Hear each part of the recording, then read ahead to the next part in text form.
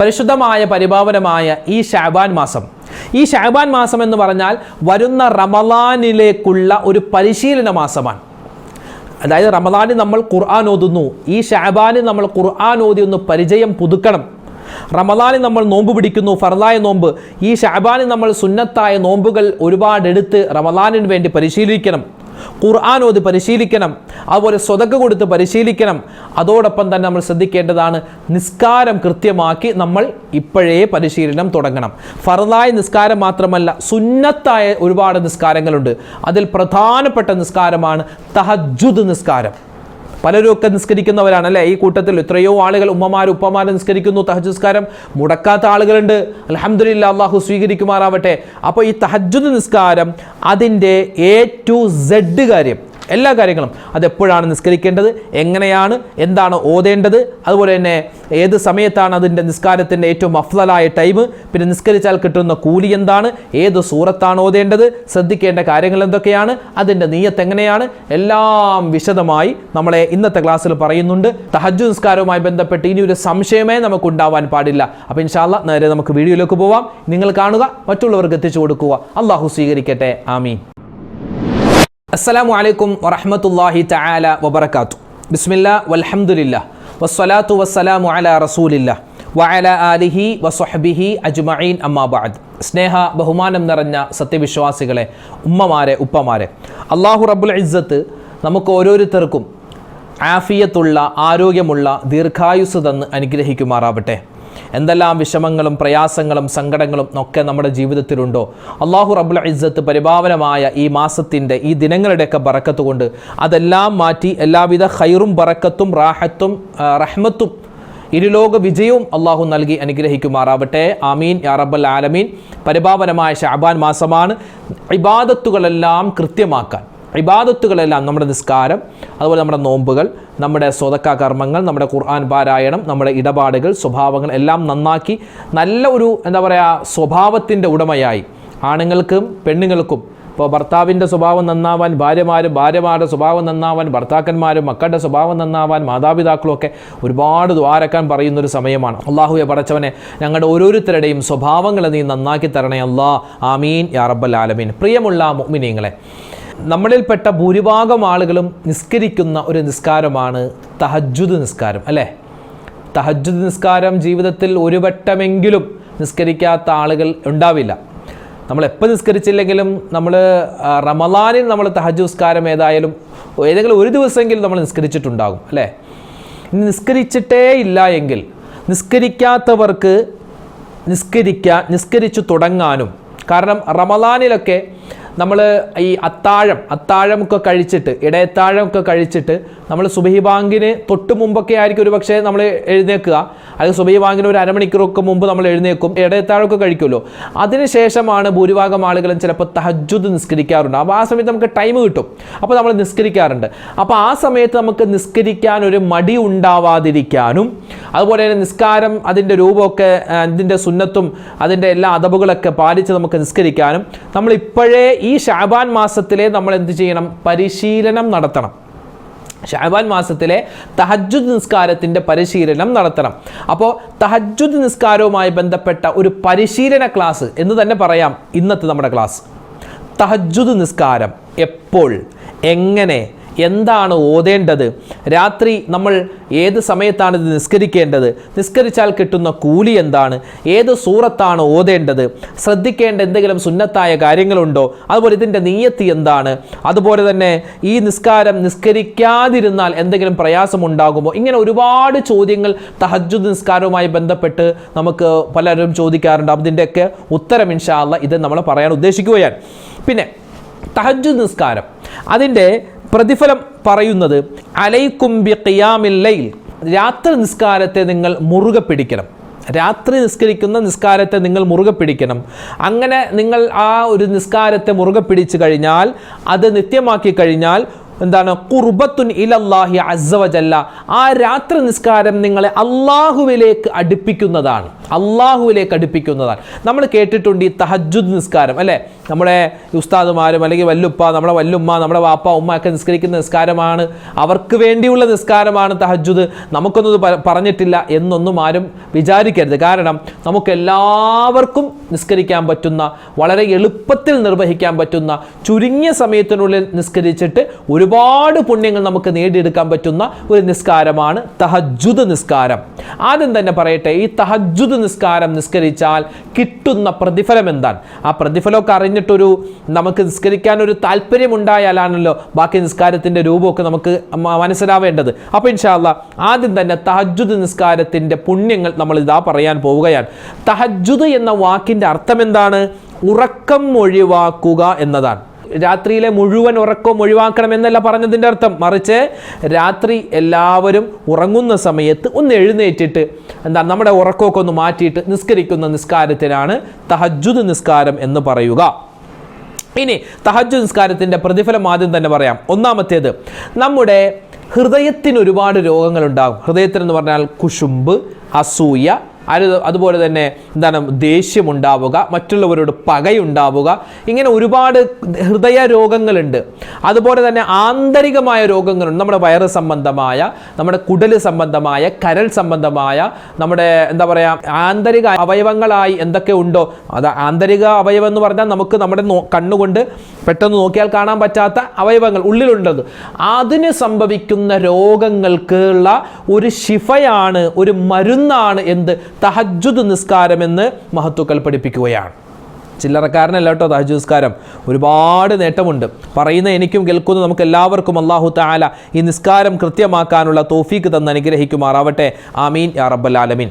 രണ്ടാമത്തേത്, സ്വർഗത്തിൽ അല്ലാഹു സുബ്ഹാനഹു വ തആല ഒരു പ്രത്യേകമായ സ്ഥലം തന്നെ ഈ രാത്രി നിസ്കാരം, ഖിയാമുൽ ലൈൽ, അതായത് ഈ തഹജ്ജുദ് നിസ്കാരം നിസ്കരിക്കുന്നവർക്ക് അല്ലാഹു കൊടുക്കുമെന്ന്, പ്രത്യേക സ്ഥാനം കൊടുക്കുമെന്നാണ്. അതായത് ഇപ്പോൾ നമ്മുടെ മകളുടെ കല്യാണം എന്ന് വിചാരിക്കുക, നമ്മുടെ മകളുടെ കല്യാണം. അപ്പോൾ മകളുടെ കല്യാണത്തിന് നമ്മൾ ഒരുപാട് ആളുകൾ വിളിച്ചു. അപ്പോൾ അവരൊക്കെ വന്ന് ഭക്ഷണം കഴിക്കുന്നു. എവിടെയാണ് ഭക്ഷണം കഴിക്കുന്നത്? നമ്മൾ അവിടെ അവർക്ക് സജ്ജീകരിച്ചിട്ടുള്ള ആ പന്തലിൽ എല്ലാവർക്കും ഒരേപോലെ കസേര വിരിച്ചു, ഒരേപോലെ ഡെസ്ക് വിരിച്ചു അല്ലേ, അവിടെ വന്നാണ് കഴിക്കുന്നത്. അപ്പോഴാണ് നോക്കുന്നത്, മുഖ്യമന്ത്രി വരുന്നു, പ്രധാനമന്ത്രി വരുന്നു, അല്ലെങ്കിൽ ഒരു വലിയ സയ്യിദ് വരുന്നു, ഒരു തങ്ങൾ വരുന്നു. നമ്മൾ എന്ത് ചെയ്യും? തങ്ങളല്ലേ അവിടെ പോയിരുന്നോ, അല്ലെങ്കിൽ മുഖ്യമന്ത്രി അല്ല മൂപ്പര് അവിടെ പോയിരിക്കട്ടെ, എല്ലാവരും ഇരിക്കുന്ന സ്ഥലത്ത് പോയിരിക്കട്ടെ, അങ്ങനെയാണോ? അല്ല, തങ്ങളിങ്ങോട്ട് കൊണ്ടുപോവാ, അല്ലെങ്കിൽ മന്ത്രി ഇങ്ങോട്ട് കൊണ്ടുവാ, അദ്ദേഹത്തെ ഇങ്ങോട്ട് കൊണ്ടുവാ. അദ്ദേഹത്തിന് സ്പെഷ്യലായി ഒരു സ്ഥലം കൊടുക്കും അല്ലേ, VIP റൂം കൊടുക്കും. VIP ഇരുന്ന് ഭക്ഷണം കഴിക്കുന്ന ആ സ്ഥലത്ത് നമ്മൾ അവരെ കൊണ്ടുപോകും. അവർക്കെന്താ പ്രത്യേക സ്ഥാനം. ഇതുപോലെ നമ്മളൊക്കെ ഇൻഷാ അല്ലാഹ് സ്വർഗത്തിൽ കടക്കും. സ്വർഗത്തിലാണ് അല്ലാഹു തആല സ്വർഗത്തിൽ കടത്തി അനുഗ്രഹിക്കുമാറാവട്ടെ. ആമീൻ യാ റബ്ബൽ ആലമീൻ. അപ്പോൾ സ്വർഗത്തിൽ എല്ലാവരും ഇങ്ങനെ കടക്കുമ്പോൾ പ്രത്യേക ഒരു സ്ഥലത്ത് പ്രത്യേകം ആളുകൾ ഇരുന്ന് ഭയങ്കര അഭിമാനത്തോടു കൂടി ചില ആളുകൾ ഇങ്ങനെ ഇരിക്കുന്നതാണ്. സ്വർഗത്തിൽ അഭിമാനത്തോടു കൂടി ഇരിക്കും. അപ്പോൾ ചോദിക്കും, അതാരാണ്? മൻഹും, അവരാരാണ്? അപ്പോൾ പറയും, അവർ രാത്രി നിസ്കാരം, ഈ തഹജ്ജുദ് നിസ്കാരം മുറുകെ പിടിച്ച ആളുകളാണെന്ന് അവരോട് പറയപ്പെടുമെന്നാണ്. മാത്രമല്ല അവർക്ക് പ്രത്യേകമായൊരു കൊട്ടാരം കൊടുക്കുമെന്നാണ്. പിന്നെയോ, ദുന്യാവിൽ തഹജ്ജുദ് നിസ്കാരം നിർവഹിക്കുന്ന, കൃത്യമാക്കുന്ന, നിത്യമാക്കുന്ന ആളുകൾക്ക് ദാരിദ്ര്യത്തെ പേടിക്കേണ്ടി വരില്ലെന്നാണ്. ഒന്നുമില്ലാത്ത അവസ്ഥ, പൈസയില്ല, മറ്റുള്ളവരുടെ മുന്നിൽ പോയി കൈനീട്ടേണ്ട ഒരു അവസ്ഥ അള്ളാഹു വരുത്തില്ല.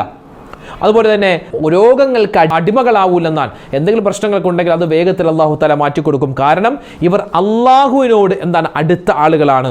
പിന്നെയോ, ഇവരെന്ത് ദുആ ചെയ്താലും അല്ലാഹു തആല വേഗത്തിൽ ദുആ സ്വീകരിക്കുമെന്നാണ്.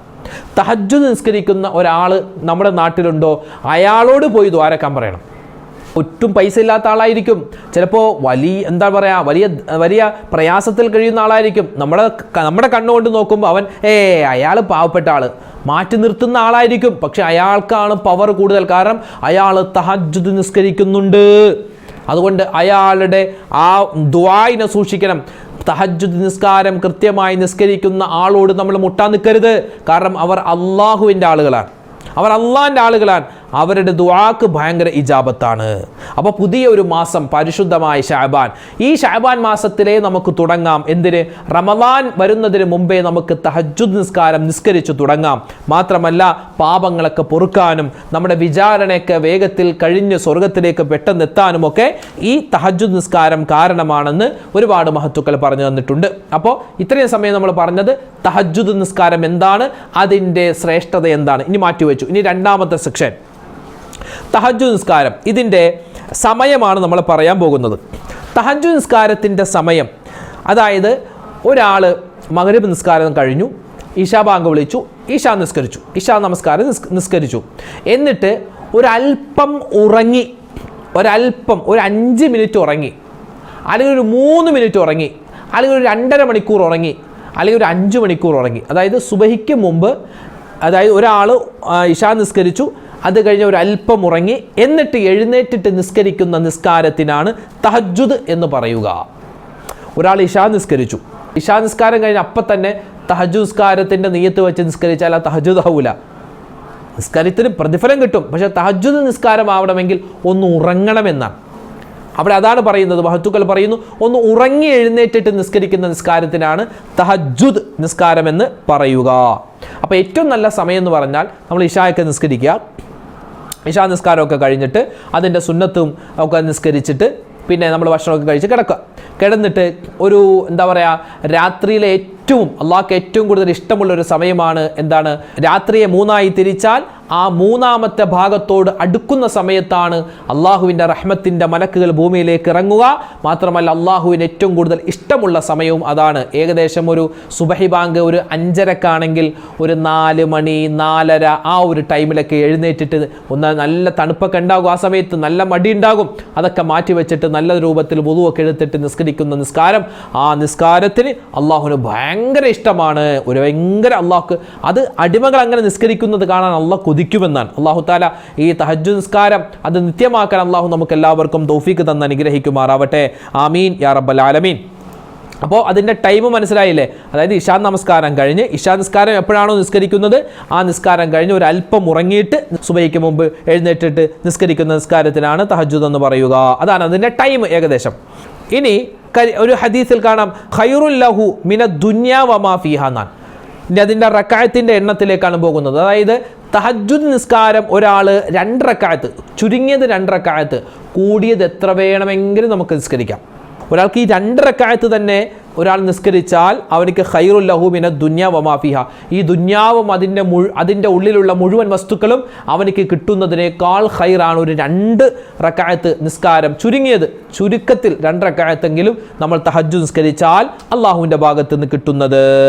ഇനി ഈ നിസ്കാരത്തിൻ്റെ നിയ്യത്തിലേക്ക് നമുക്ക് കിടക്കാം. അപ്പോൾ ഏകദേശം ടൈം ഏതാണെന്ന് നമുക്ക് മനസ്സിലായി.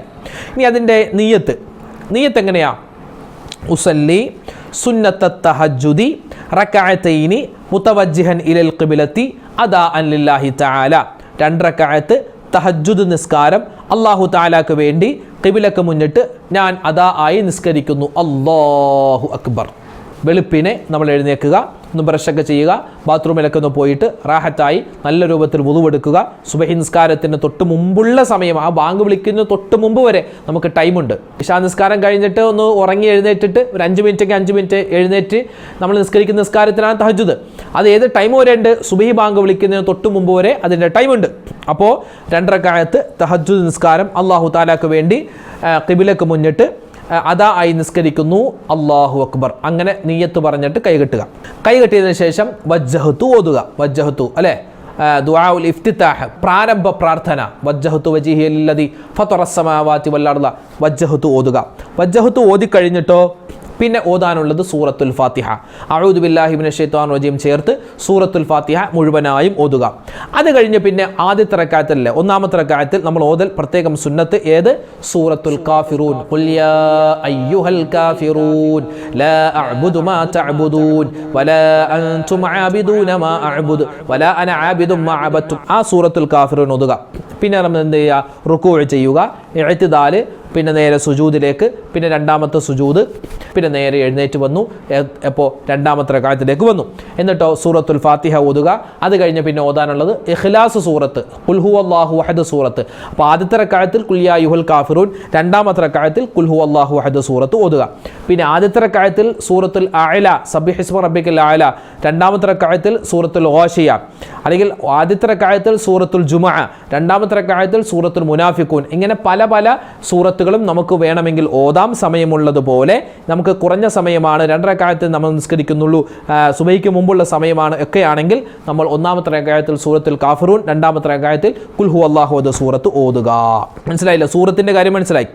പിന്നെ ഇതിൻ്റെ പ്രതിഫലം എന്താണെന്ന് മനസ്സിലായി. പിന്നെ ഇതിൻ്റെ നിയ്യത്തിൻ്റെ കാര്യം നമ്മൾ പറഞ്ഞു. പിന്നെ ഇതിൻ്റെ ടൈമിൻ്റെ കാര്യം പറഞ്ഞു. പലരും ചോദിക്കുന്നു, ഈ തഹജ്ജുദ് നിസ്കാരം ഉസ്താദെ അത് ഖളാ വീട്ടാമോ? ഞങ്ങൾ എല്ലാ ദിവസവും സ്ഥിരമായി നിസ്കരിക്കുന്ന ആളുകളാണ്, പക്ഷെ ഒരു ദിവസം എഴുന്നേക്കാൻ വൈകിപ്പോയി, സുബഹി ബാങ്ക് വിളിച്ചതിന് ശേഷമാണ് എഴുന്നേറ്റത്, അപ്പോൾ ഞങ്ങൾക്കത് ഖളാ വീട്ടാമോ? പറ്റും, നിങ്ങൾക്ക് ഖളാ വീട്ടാം. നിങ്ങൾ എന്ത് ചെയ്യുക? 2 റക്അത്ത് സുന്നത്ത് നിസ്കരിക്കുക. ആ നിയ്യത്ത് എന്ത് വെക്കുക? പടച്ചോനെ ഖളാ ആയി പോയ തഹജ്ജുദ് നിസ്കാരം അല്ലാഹു തആലക്ക് വേണ്ടി ഖിബിലക്ക് മുന്നിട്ട് നിസ്കരിക്കുന്നു, അല്ലാഹു അക്ബർ, അങ്ങനെ നിയ്യത്ത് വെച്ച് നിസ്കരിച്ചാൽ നമുക്കതിൻ്റെ പ്രതിഫലം കിട്ടുന്നതാണ്. അപ്പോൾ തഹജ്ജുദ് നിസ്കാരം എന്താണ്, അതിൻ്റെ പ്രതിഫലം എന്താണ്, അതിൻ്റെ ടൈം, കാര്യങ്ങളൊക്കെ നമ്മൾ വിശദമായി പറഞ്ഞിട്ടുണ്ട്. ഇനിയും ഒരുപാട് സംശയങ്ങളുണ്ടാകും. അപ്പോൾ ഇൻഷാ അല്ലാഹ് ആ സംശയങ്ങളൊക്കെ നിങ്ങളൊന്ന് കമൻറ്റായി രേഖപ്പെടുത്തിയാൽ നമുക്ക് വരുന്ന ഏതെങ്കിലും ഒരു ദിവസം അല്ലെങ്കിൽ റമദാനിൽ തന്നെ ഇൻഷാ അല്ലാഹ് തഹജ്ജുദ് നിസ്കാരവുമായി ബന്ധപ്പെട്ട് നമുക്ക് ഒന്നുകൂടി ഒരു ക്ലാസ് പറയണം. കാരണം അതിലൊക്കെ ഒരുപാട് ആളുകൾക്ക് എത്ര പറഞ്ഞാലും പല പല സംശയങ്ങളുണ്ട്. അതൊക്കെ തീർത്ത് ഇൻഷാ അല്ലാഹ് നമുക്ക് ഏതായാലും റമദാനിൽ നമുക്ക് തഹജ്ജുദ് നിസ്കാരം 1 to 30 വരെ കൃത്യമാക്കണം. അല്ലാഹു തൗഫീഖ് തന്ന് അനുഗ്രഹിക്കുമാറാവട്ടെ. ആമീൻ യാ റബ്ബൽ ആലമീൻ. അപ്പോൾ ഇൻഷാ അല്ലാഹ് നമ്മളിപ്പോൾ ഇന്ന് പഠിച്ചത് തഹജ്ജുദ് നിസ്കാരമാണ്. പലരും ചോദിക്കുന്നുണ്ട്, ഉസ്താദെ ഈ നമ്മൾ നിസ്കരിക്കുമ്പോൾ വജ്ജഹത്ത് ഓതും അല്ലെ, ഫാത്തിഹ ഓതും, അതുപോലെ തന്നെ സൂറത്തുകൾ ഓതും, പിന്നെ റുകൂഇൽ പറയേണ്ട ദുആ, ഇഅ്തിദാലിൽ പറയേണ്ട ദുആ, സുജൂദിൽ പറയേണ്ട ദുആ, ഇതൊക്കെ നമ്മൾ ഓതാറുണ്ട്. പക്ഷെ പലർക്കും ഇതിൻ്റെ അർത്ഥം അറിയില്ല അല്ലേ. ഇപ്പം നിസ്കാരത്തിൽ നമ്മൾ പറയുന്ന ഓരോ ദിക്റുകളുണ്ടല്ലോ, റബ്ബി ഗഫിർലി വർഹംനി വജ്ബുർനി വർഫഅനി വർസുഖ്നി വഹ്ദിനി വആഫിനി, സുബ്ഹാന റബ്ബിയൽ അഅല വബിഹംദിഹി, സുബ്ഹാന റബ്ബിയൽ അളീം വബിഹംദിഹി. അതുപോലെ തന്നെ നമ്മൾ ഓതുന്ന സൂറത്തുകൾ, ആയത്തുകൾ, അതിൻ്റെയൊക്കെ അർത്ഥം പലർക്കും അറിയില്ല. അപ്പോൾ അർത്ഥം, അതായത് ഒരാൾ നിസ്കരിക്കുമ്പോൾ അയാൾ നിസ്കാരത്തിൻ്റെ തുടക്കം മുതൽ ഒടുക്കം വരെ പറയുന്ന ഏതൊക്കെ ലഫ്ലുകൾ, ഏതൊക്കെ വാക്കുകളുണ്ടോ അതിൻ്റെ എല്ലാം അർത്ഥസഹിതം ഇൻഷാ അല്ലാഹ് ഒരു പ്രാക്ടിക്കലായുള്ള ഒരു ക്ലാസ് ഇൻഷാ അല്ലാഹ് വരുന്ന ആഴ്ചകളിൽ നമ്മുടെ വീഡിയോയിൽ ഉണ്ടാകും, നമ്മുടെ ചാനലിൽ ഉണ്ടാകും. അതൊക്കെ ഇൻഷാ അല്ലാഹ് നിങ്ങളും കാണുക. അതിൽ പറയപ്പെട്ട കാര്യങ്ങളൊക്കെ നമുക്ക് ഏകദേശം നമ്മൾ നിസ്കരിക്കേണ്ട രൂപമൊക്കെ ഒന്നും വിശദീകരിച്ച് അതിനകത്ത് തരുന്നതാണ്. അപ്പോൾ അതൊക്കെ അനുസരിച്ച് ഇൻഷാ അല്ലാഹ് നല്ല രൂപത്തിൽ നമ്മുടെ നിസ്കാരത്തിന് എന്തെങ്കിലും ഒരു കോട്ടങ്ങളുണ്ടെങ്കിൽ അതൊക്കെ പരിഹരിച്ച് മുന്നോട്ട് പോകാൻ ശ്രദ്ധിക്കുക. അല്ലാഹു റബ്ബുൽ ഇസ്സത്ത് നമുക്ക് തൗഫീഖ് തന്ന് അനുഗ്രഹിക്കുമാറാവട്ടെ. ഇന്നത്തെ മജ്ലിസുൽ ഉസ്താദ് പ്രത്യേകം ഞങ്ങൾക്ക് വേണ്ടി ദ്വാരക്കണമെന്ന് ഒരുപാട് ആളുകൾ പറഞ്ഞിട്ടുണ്ട്. ലക്ഷദ്വീപുകാരായ ഒരുപാട് ആളുകൾ ദ്വാരക്കാൻ വസിയത്ത് പറഞ്ഞിട്ടുണ്ട്. ഇൻഷാ അല്ലാഹ് എല്ലാവർക്കും വേണ്ടി ദ്വാരക്കുന്നുണ്ട്. അല്ലാഹു റബ്ബുൽ ഇസ്സത്ത് നമുക്കെല്ലാവർക്കും അഭിമാനം തന്ന് അനുഗ്രഹിക്കുമാറാവട്ടെ. മരിക്കുന്നതിന് മുമ്പ് ആരുടെയെങ്കിലും മുമ്പിൽ പോയി കൈനീട്ടേണ്ട ഒരു അവസ്ഥ അല്ലാഹു വരാതെ നമ്മളെല്ലാവരെയും കാത്തുരക്ഷിക്കുമാറാവട്ടെ. ഒരുപാട് ആളുകൾ ദ്വാരക്കാൻ പറഞ്ഞു, രോഗത്തിൻ്റെ കാര്യം പറഞ്ഞു. അല്ലാഹുവെ രോഗികളുടെ രോഗങ്ങൾ നീ ശിഫയാക്കി കൊടുക്കണേ അല്ലാ. അല്ലാഹുവെ പടച്ചവനെ ഞങ്ങളുടെ മനസ്സിലുള്ള ഹലാലായ നല്ല മുറാദുകൾ നീ ഹാസിലാക്കി തരണേ അല്ലാ. വിഷമങ്ങളും സങ്കടങ്ങളും ദൂരീകരിക്കണേ റഹ്മാനെ.